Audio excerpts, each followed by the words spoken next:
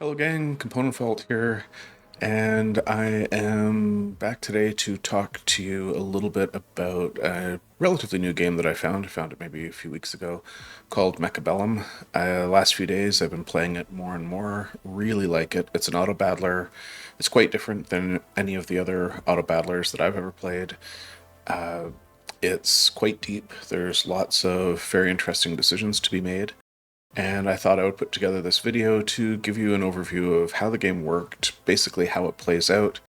It won't be a full comprehensive guide to all of the units, when to use them, what counters what, and so on, because there's millions of those. And I will make more videos over time that go into some of those details. But for now, I wanted to give you an overview of sort of what the game is, how the game plays out, and some of the decisions that you get to make, and then you'll be able to decide for yourself whether it's your type of game or not. So for this tutorial, I'm just going to play against the computer because I get more time between rounds. If you play against a human, you only get 2 minutes, and some of the things that I'll need to explain may take a little bit longer than that, and I'll simply get crushed because I won't finish my turn by the time the turn timer is done. In solo play, you get 9,999 seconds, so there's lots of time there to talk through some of what I'm seeing and what I'm doing. So I was on the home screen. You've got your most recent updates, any news, tournaments that are going on. Seems to be a very live tournament scene yet. I haven't played in any yet, but that is going to be something that I do and that I will be streaming as time goes on. Multiplayer is your basic laddering. There is an MMR that is attached to your performance over the span of your games, and depending on who you play against and how high their MMR is, your MMR will climb or decrease if you start to lose. So the idea being, eventually you will be matched to people who are at about the same skill level that you're at. So this one I will do in solo mode. You can see there's a bunch. Some of these I haven't even tried yet. The Academy is your tutorials, and they are thoroughly average tutorials. You're going to get an understanding of the basic workings of the game, but there will be big gaps when you finish, which is actually why I wanted to put this video together, because there's some things that the tutorials don't cover that it actually took me a whole bunch of games to even discover that they were there. There's this one called Survival Mode. I haven't tried it yet, but it sounds like almost like a tower defense kind of idea. The fact that you can play this with friends in sort of a co-op mode seems really interesting and might be a fun thing to do with a bunch of people that you know. Community challenges, another one that I haven't tried yet. It looks like face challenging stages from other players. So I don't know if players can set up scenarios basically, and you can play those somehow. Seems kind of neat. Practice, this is the one that we will do in just a moment. This is just a game against an AI. And then Testing Grounds is kind of more an open, you want to try all the different abilities and different mechs and see what is effective against what and how they work in practice. I have only just touched on this. I find I learn better, generally speaking, through games. So that's generally how I've been playing. So we're going to pop into solo practice. Base HP, basically you will start with a certain amount of health, as will your opponent, and the first person to 0 health loses the match. Every round, based on who wins the round, a certain amount of damage is going to be applied to either you or your opponent, and yeah, you play out the rounds until your hit points hit 0. Pretty standard stuff. There are a few different maps. I'm going to do Forest Eye just for variety. It's a little greener, and I kind of like green maps as a general rule in sort of real-time strategies and so on. And then there's a difficulty. I will do this one on hard. I may get thumped, I don't know. I'm going to make the decisions that provide the most interesting things for you, not necessarily the things that are going to be optimal to win. The winning formulas, those will come in future videos. So this is a how to play video. I stand a pretty good chance, but I could lose this. So as you can see, I've got lots of time to make my decisions, which is not the case if you're playing against people, which is why I wanted to do it this way, as I'm sort of showing you how the game works.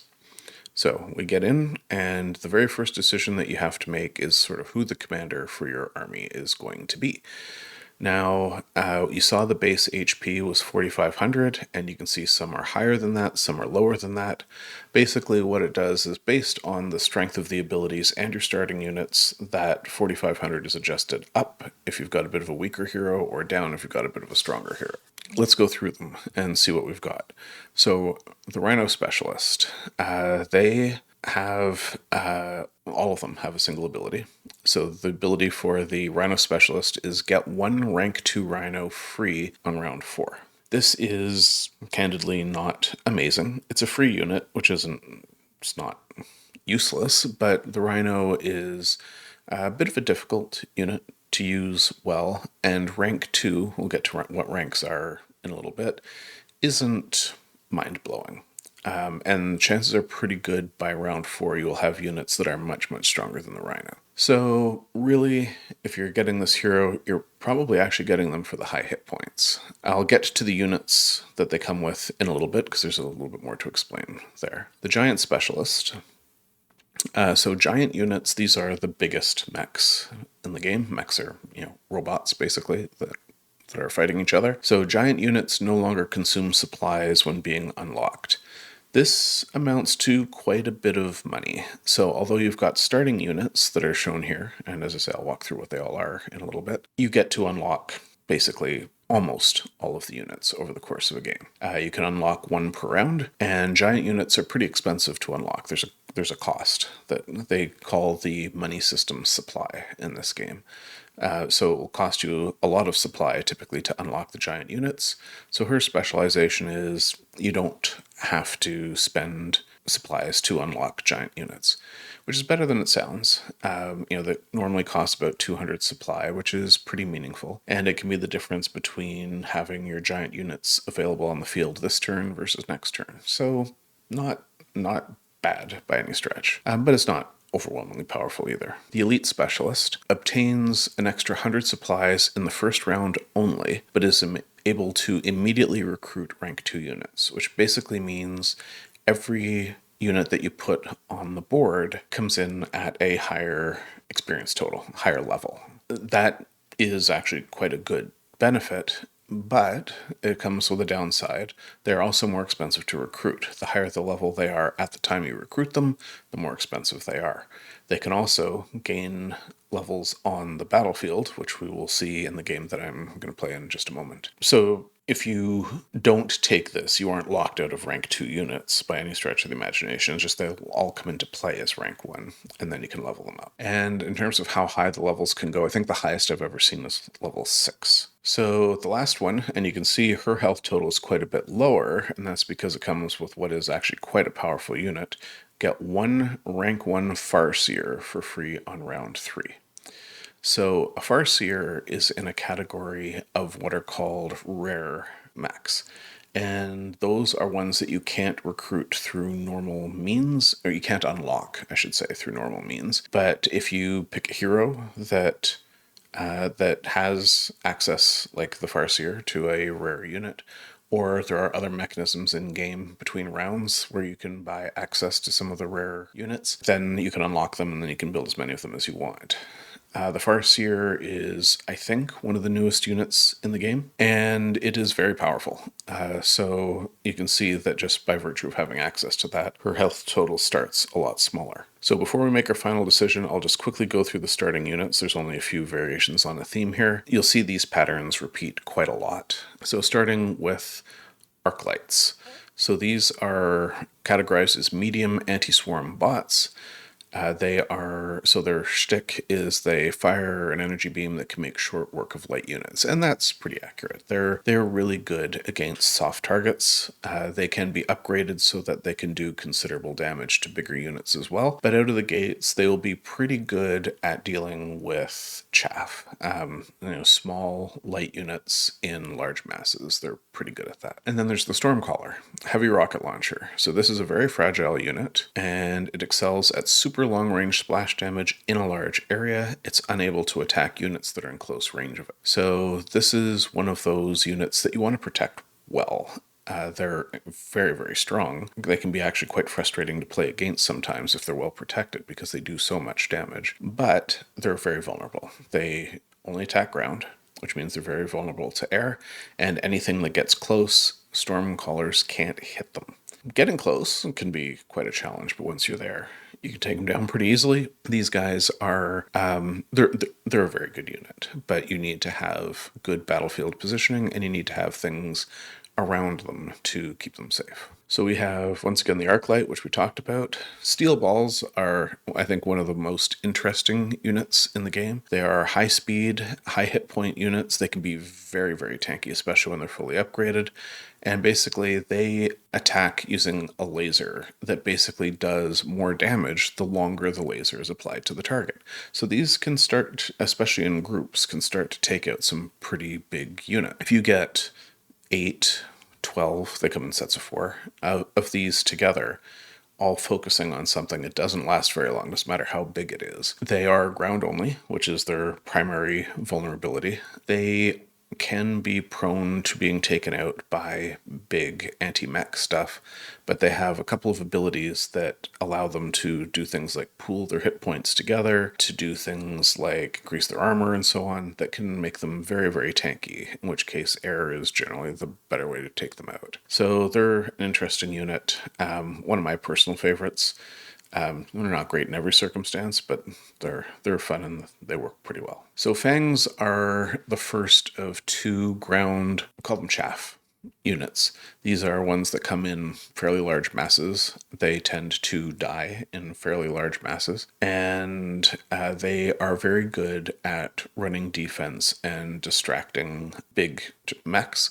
So having the big mechs focus down on a little tiny Fang is much better than having them focus down on your big meaty units or your Stormcallers in the background.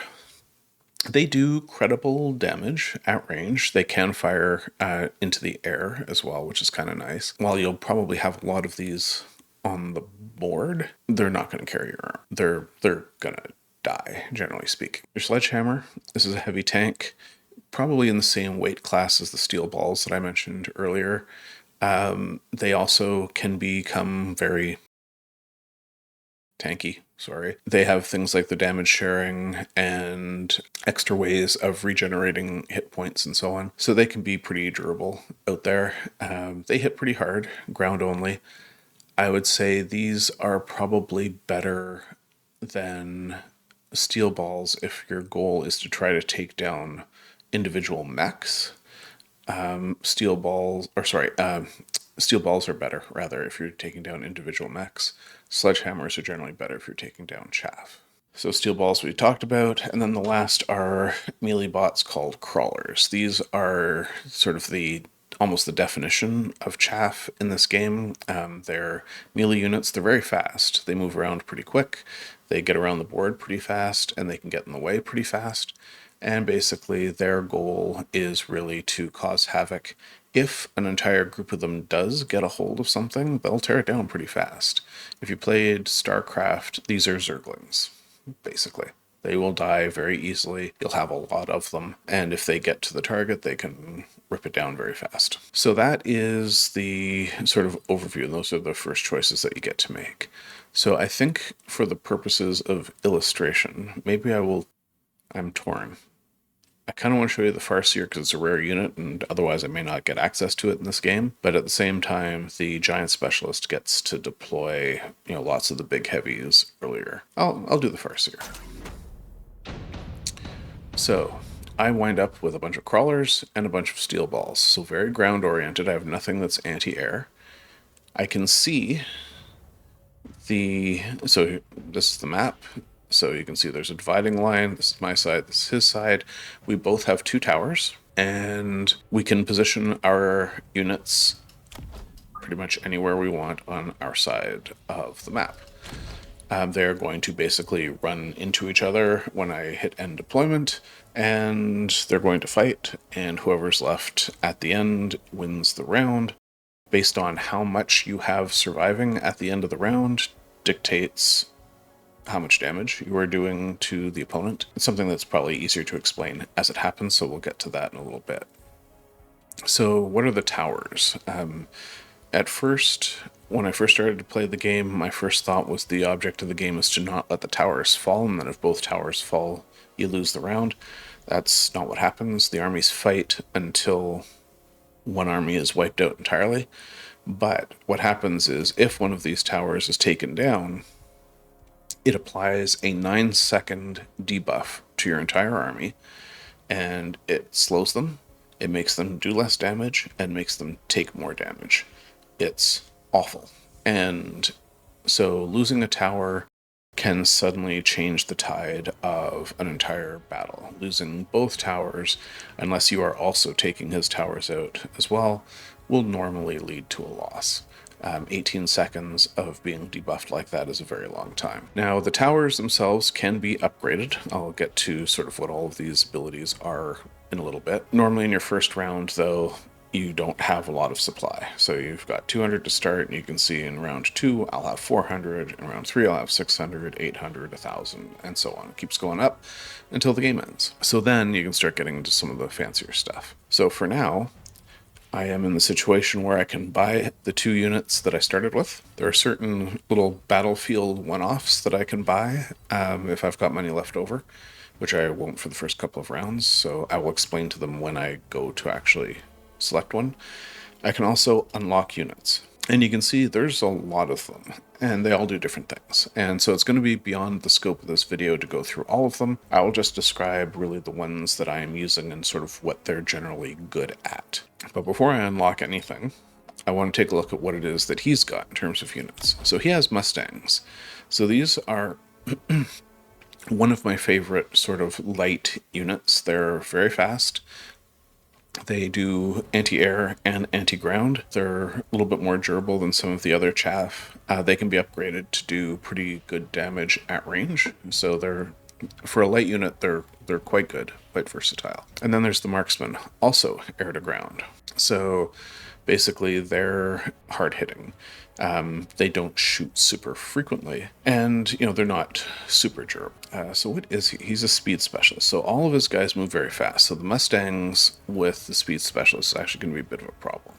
He's going to be able to get around the board very quickly. I have to decide how I'm going to try to deploy against that. And right now this looks like a total mismatch. His marksmen are a pretty good counter to the steel balls, and the Mustangs are probably a better counter to the crawlers.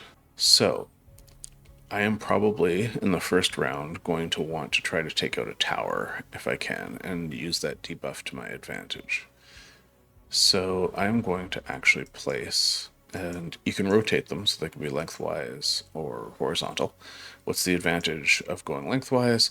Well, it basically presents a smaller face to the enemy. So if they're firing something at you that does splash damage, it's a lot less dangerous if it hits the front line here than if it hits the front line here. So all of those individual guys, they all have individual hit points, so this isn't a representative, this isn't a block, and then it's alive until it's not alive. Each unit will have its own hit points, and it will die off, as it's damaged. So having it in a situation where you can minimize how much damage you're facing at any given moment can be an advantage. However, sometimes your job is really to just try to swarm something, and that's what these guys are going to try to do. I'm going to position them right up at the front, and I'm just going to see if I can make a big launch for their tower. The steel balls have one set on each side, kind of fronting my towers. This is a very tough matchup. So he is not deploying like this. He's going to deploy his guys around as well, so part of the game is anticipating what he's going to do. I can't, right now this matchup, he just flat out wins. So I'm going to put one group sort of in reserve at the very back. So I want them to get to the battle late. And then these guys, I know I have 200 supply left. With that, I can buy another set of steel balls, which is probably my inclination at this point. Or I can buy 2 sets of crawlers. You can buy up to 2 units per turn. Later on, I'll show you how you can buy one more than that. But for the amount of money that I have, I can buy 2 units this turn. I can also buy things like shields and sentry missiles, which those are really only good once you have some idea of how he's deployed. Now here is one of the key things about this game. Once you have deployed your units, and I hit that end deploy button, these guys are locked down. I can't move them next turn without very specific abilities which unlock later, and even then you can only do 1 unit per turn. So mostly you'll be starting to build around your initial deployment. So these guys may very well just forever die, because I'm going to try to make an early run to see if I can get to the tower, but if he's positioned all his guys here and they all just walk in and die, I don't have a lot of options in terms of moving him around yet. But then again, maybe I don't need to. Maybe I just continue to use this unit as a meat shield, and I put some guys in behind it to then basically storm crawlers or something that lobs over and tries to kill everything that's trying to mix it up with my crawlers. I don't know yet. We'll see as we go. That's where the interesting decisions come in. So I am going to actually just build one more unit of steel balls. I'm actually going to reinforce that side. There are some advantages to having steel balls together, because later on I will unlock this ability here, damage sharing, which chains adjacent steel balls together, increasing the hit points by 120% and sharing damage equally between them, which basically means it becomes a very tanky little ball of hate. You have to kill all of them to kill one of them. And so as you deal damage, all of their health bars will go down by a percentage. So if I have 16 steel balls there, each one takes 1/16 of the damage. So you can imagine that they can start to be quite durable in that circumstance. And based on what I'm seeing right now, that may wind up becoming sort of one of the cores of this army. But we'll see. I probably won't be going very heavy air because he's up to the gills in anti-air. He might go air though, because I have no anti-air to start with. So that's something I'm going to have to consider for future rounds, is I will probably need some air defense. But I'm going to start with that just so you can see how this plays out. And you can see basically the armies start to walk towards each other. So these guys, yeah, they're going to die a pretty grisly death because there's all sorts of guys coming their way. And basically everybody sort of fans out and tries to find an enemy to fight. And this is going really catastrophically badly. I did get one of their towers, which may help me out a little bit on this side. Yeah, my steel balls are doing pretty good work over there. Oh, that's interesting. So that big group of steel balls did some serious work. This is a win. Wow, okay. I'm a little surprised, I won't lie. And you can see based on how many units I have left, all the little units, I think they do 6 damage apiece for crawlers, fangs, that type of thing. And then bigger units will do 50 and 100, and the really big ones will do 400 damage if they're still left at the end.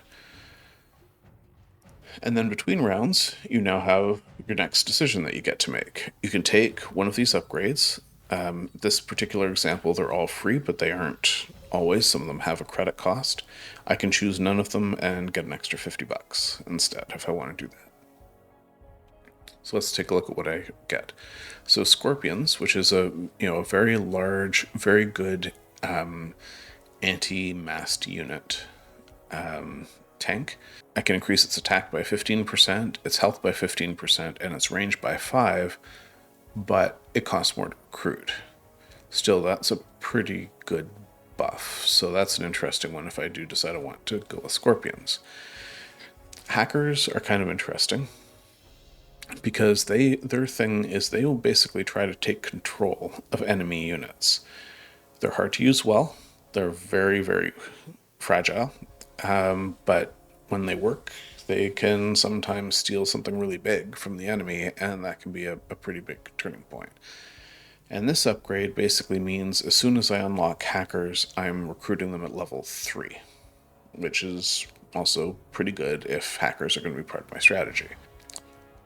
Tarantulas, these are, again, fairly good. They're very similar to scorpions, I find, and fill a very similar role.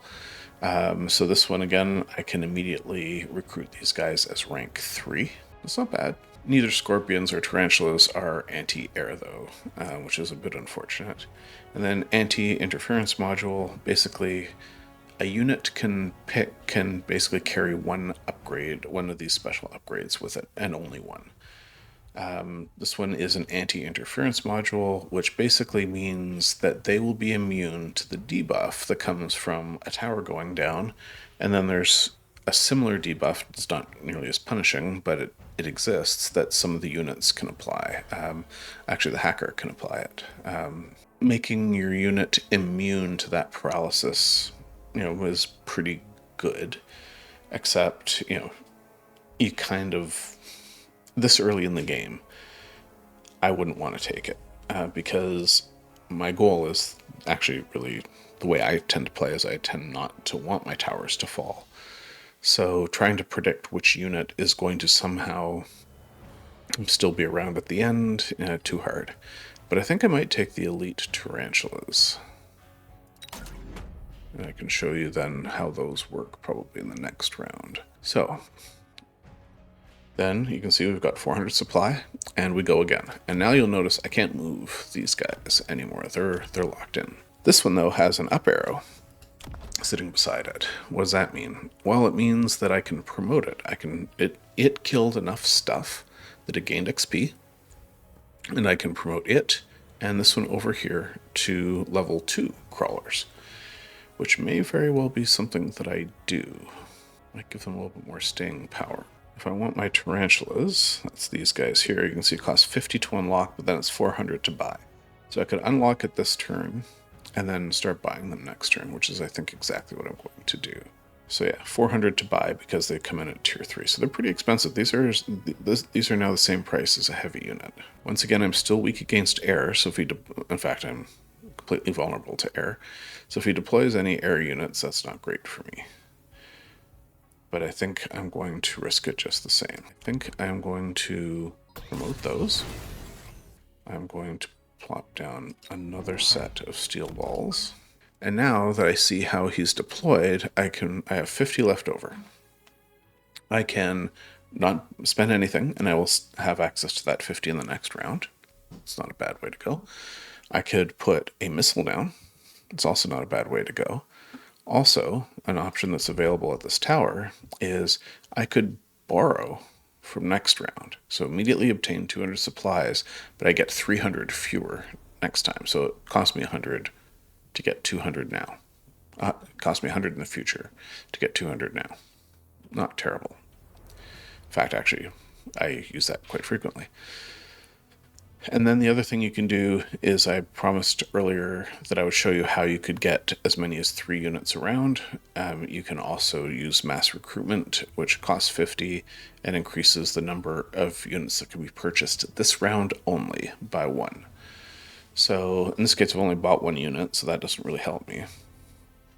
But I could borrow 200 from the next round. I can actually put 2 more sets of crawlers on the board. Should I do that? Rather than another set of steel balls, I could spend 50. I'm going to do that. I'm going to put 2 more sets of crawlers. So you can also use flanking maneuvers. I can deploy on their flanks.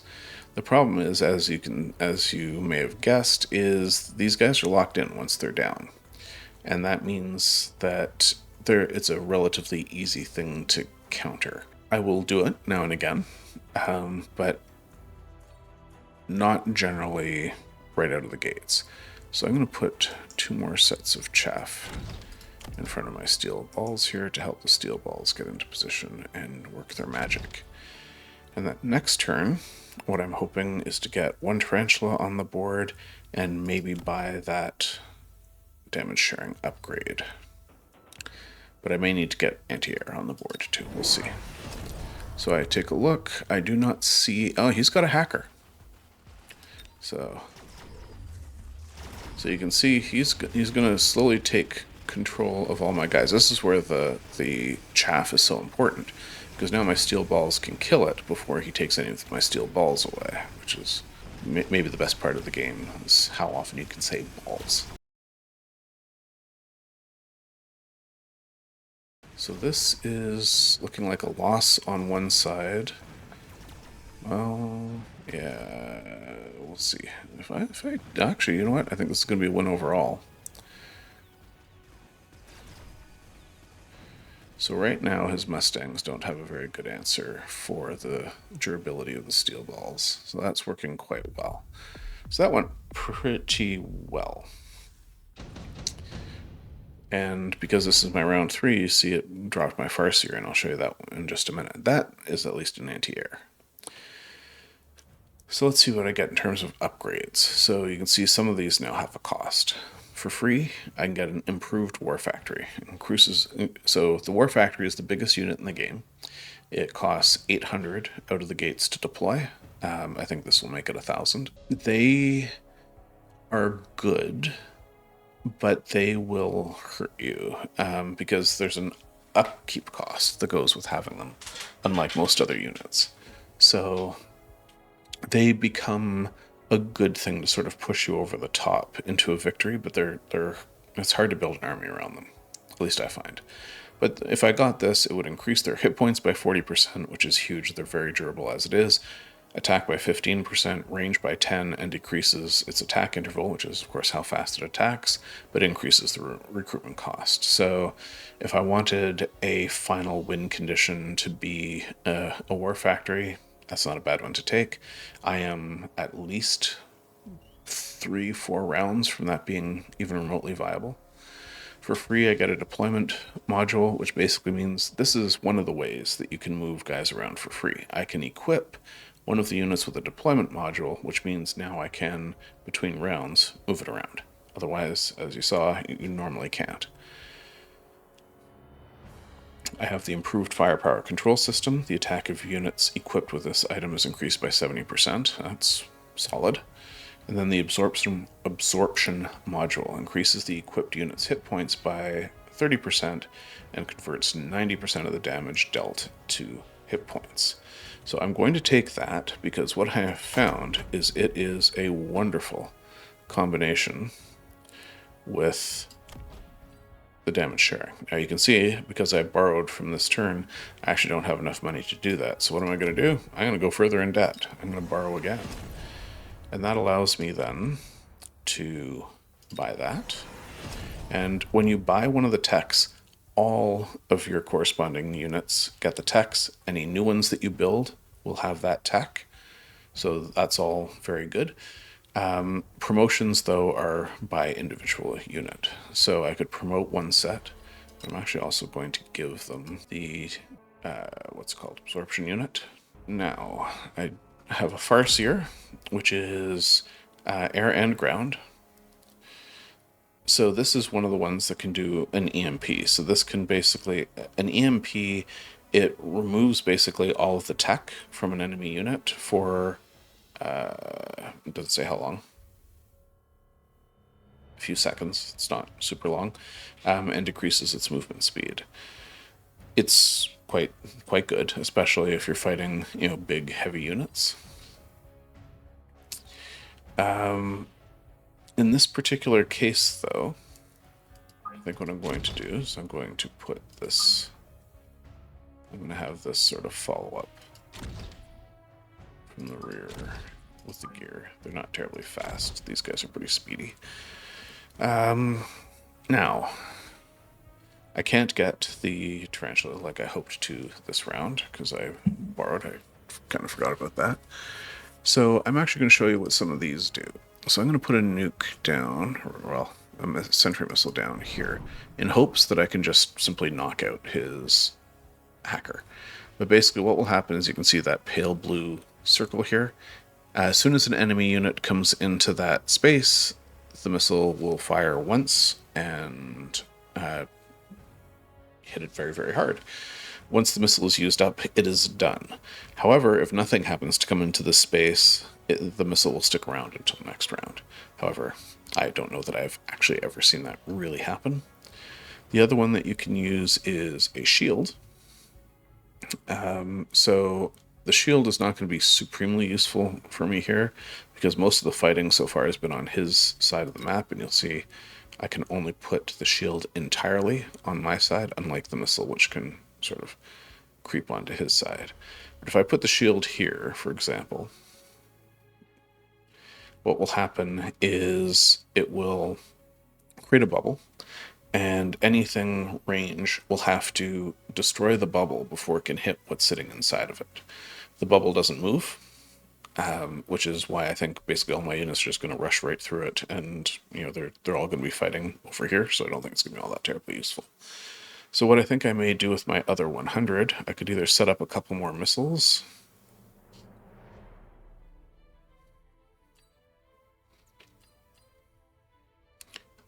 or I could buy another stack of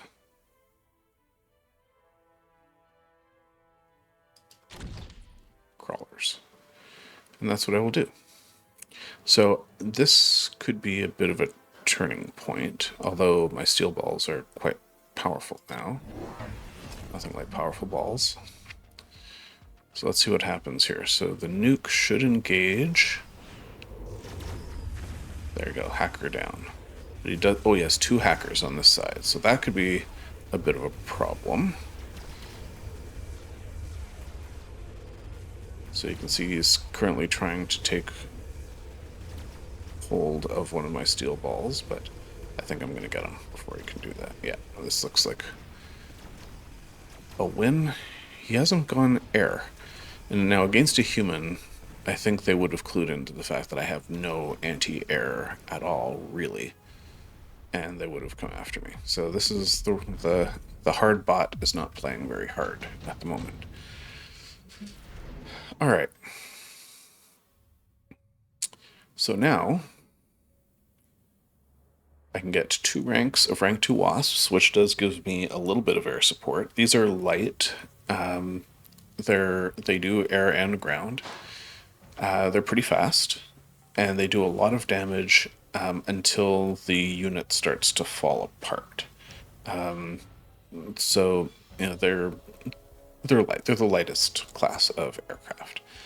Stormcallers I talked about earlier. They're missile launchers. 2 squads of rank 2 Stormcallers. That's pretty appealing.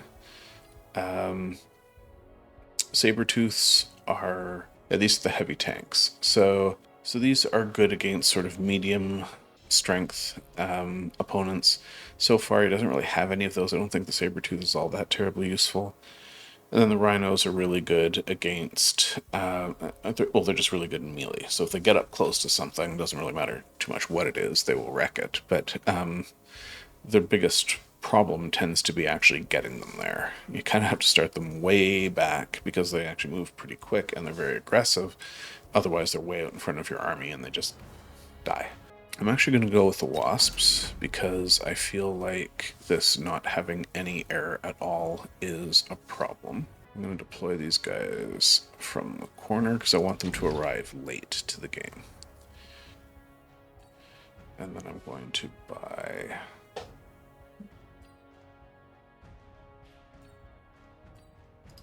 Tarantula, which comes in at rank 3. Is going to be an escort for the Farseer, and I'm going to upgrade those guys and call that around. Let's see what happens. So what did he do? So he's got shared. He went Rhinos.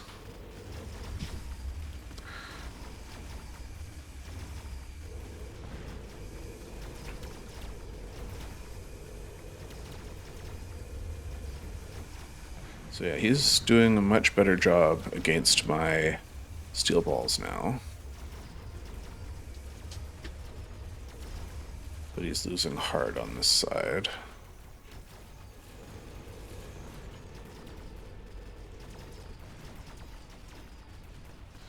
Okay, so the Farseer took out basically both hackers on his own. Yes, this is another decisive win.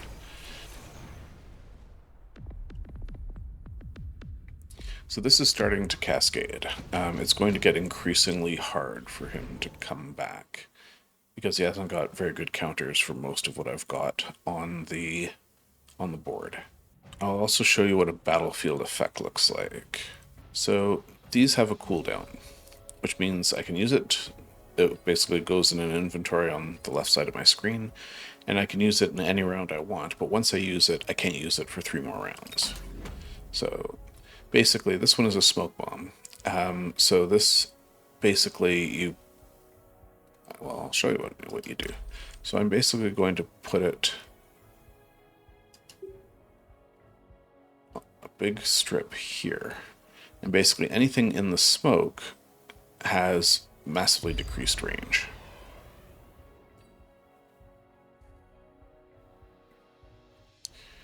All my steel balls are eligible to be upgraded, so I'm going to. That's a pretty big upgrade. And I'm going to buy 1 unit of fangs and another farseer. So the farseer, this farseer will go down on that side.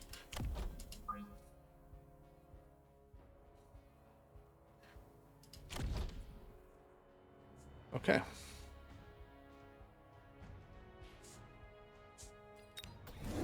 Let's see how this goes. So you'll see the smoke bomb here. And what I really want is for the hackers to be kind of stuck in it and have the... that didn't really work quite well. It's okay for the arc lights, but not quite what I hoped for. So he got some sandworms. That's a giant unit. Very strong in melee. But again, fully upgraded steel balls are really hard to deal with. They just are. It's looking like he is potentially going to win on this side. Farseer, or sorry, the Scorpion is about to go down. It did. Or sorry, that was the Tarantula. Yeah. That's a win. Okay. So this is kind of one of those points at which you decide whether you're going to find a way to push through and go over the edge, and see if you can push them to death. So I could get Typhoons. I don't like these very much. I'm not sure they're great units. They are air and ground, which is nice. But I find you have to upgrade them pretty heavily before they really start to do their work. Arc lights, I think I have plenty of anti-ground right now. I think I'm in good shape there. A melting point, you use those generally if they have lots of big units, because this is... So in the same way that the beam from the steel ball, as it stays on a target longer, it does more and more damage. Melting point's exactly the same. It's just a bigger beam, and it's very focused. So I could get a rank 2 melting point, but I don't have a lot of things to melt. I'm actually not really having a hard time killing his hard targets right now. So I think I'm actually going to go with the storm callers here. I'm going to put 1 set on each side, a little bit further back.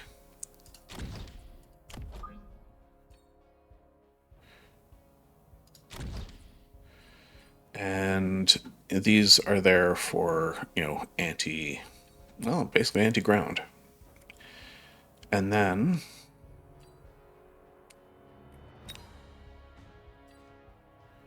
let's put a war factory down. So you can see this is a big unit. Now, ordinarily, by the way, I would not really play this way. I would probably actually put more chaff down. I'm going to put 1 down anyway. And these guys, generally speaking, are pretty slow. And I'll have them come in late. I will, because I'm going to try to win this round. Whoops. The tower, I'm going to borrow. Yeah, there's some fun things you could do. Like, you can have the War Factory make Phoenixes, which is an airborne unit. You can have them make steel balls, which, with my sort of orientation in that direction, wouldn't be a bad decision. But the upgrades are too expensive for right now. So I think what I'm going to do is I'm going to make another squad of wasps. And maybe right down the center. Alright, let's see how this goes. You can see the smoke lasts for one more turn, but so the shiny here gives them extra speed and it makes them immune to the effects of a tower going down. I think it also gives them haste, but which, they basically means they attack faster. So he went with the Typhoons, which actually are doing actually quite well against the Wasps, I have to say. So he may actually pull out of this. Well, on this side, it looks like he's going to win. My War Factory is strong, but I don't think it's going to be enough to carry it on its own. But with the tower down, maybe?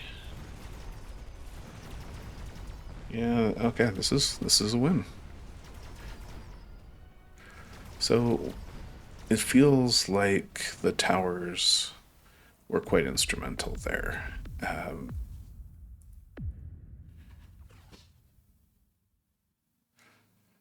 By taking the tower down on left almost in every single round. Was it every single round? Maybe. That 9-second debuff allowed the fight to stabilize on the right, where I was actually really kind of losing. And then what would typically happen is by the time the fight ended, my army from the left side would normally be arriving at the right side, so I had reinforcements there, and lots of damage able to get through as a result. But that is basically how a game plays. Now, I'm playing against a bot. Bots aren't always the best. Again, the adaptive strategy there was not very good. Sometimes they do better than that, but that was a particularly poor game. The fact that they didn't engage in any flying whatsoever was weird, because my army was not terribly strong to flying. Even with all the wasps, if he had gone with heavier flying units, I think he would have won the air battle. And winning the air battle basically means winning the war, because after the wasps and the farseers, I had nothing else that would go anti-air. But that is the game. That is basically how it works. And that is probably a good place to kind of end the video. You'll see you have this thing called a research level and points. I'll talk a little bit more about it later on, but basically I'll show you how this works. There's an area called unit modification. For every unit in the game, you can get a close-up look at it if you want to see sort of the hangar view. It will show you what upgrades are currently available and how much they cost. And then additionally, there will be a set of upgrades, in this case, there's 5, that I don't have access to. And basically by playing games, you get these things called tech points, and you use the tech points to unlock it. And so, for example, if I want my fortress to be able to launch its fists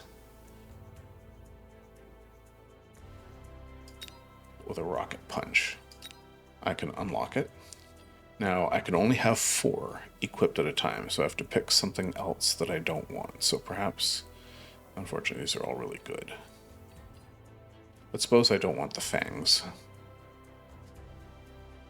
It's hard for me to say those words, because I actually quite like fangs, but... and I want the rocket punch instead. I can basically, now I've got this unlocked forever, I can disable it and away we go. So that gives you the opportunity over time to basically customize the abilities on your units so you get more synergies, so that you maybe accentuate a playstyle that you particularly like. So there's enormous depth, and it becomes a game with so many interesting decisions to make. You can spend hours just kind of playing around with ideas and combos and so on, which I think is another good reason to have access to either the practice or the testing grounds to play with things and see what works and what doesn't work for you. Also, as with any game like this, it is undergoing tweaking all the time. We are still in early access, so the tweaking is actually relatively frequent. So sometimes abilities will be kind of meh, and other units or abilities will feel very strong. Like right now, the Farseer is very strong, although I do expect that to be tuned down a little bit. So, you can always play into those things. And the nice thing about the way this game is structured is it's not it's not random. You will have access to the same things that your opponent is has access to. And something like Battlegrounds, where if Quillbore are suddenly overpowered, there's still a limited number of Quillbore, and you get sort of a random set of things presented to you each turn to pick from.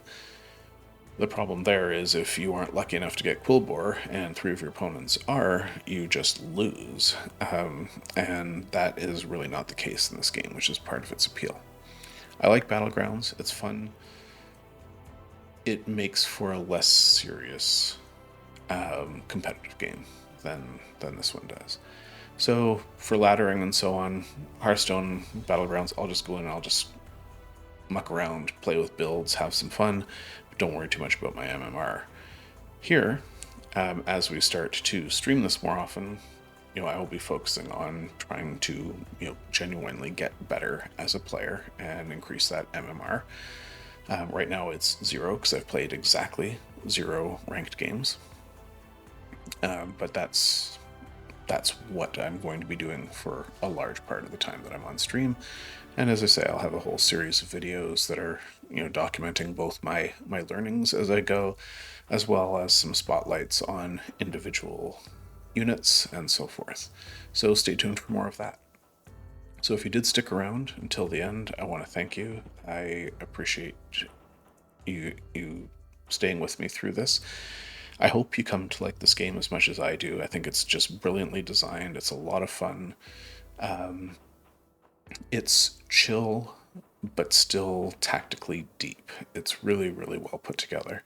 So I can't recommend it enough. Again, it's in early access now, and it will be generally available on September 26th. So that's 3.5 weeks from the time of recording this video. So thank you, everyone. If you did find this interesting and useful, please do consider hitting the like and subscribe, and I will catch you in the next one.